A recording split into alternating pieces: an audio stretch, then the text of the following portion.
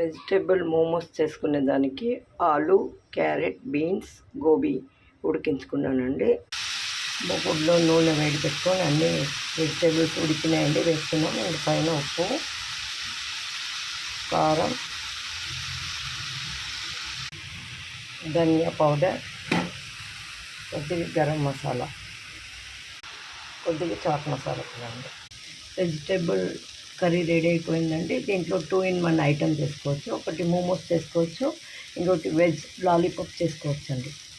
రెండు చూపిస్తాను.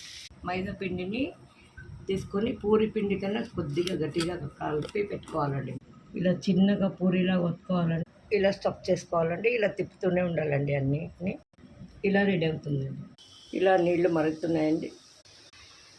ఇలా స్టీమ్లో పెట్టేసుకోవాలండి. ఇది స్టీమ్డ్ మోమోస్ అండి. ఇది ఫ్రైడ్ మోమోస్ అండి. Fried steamed momos ready.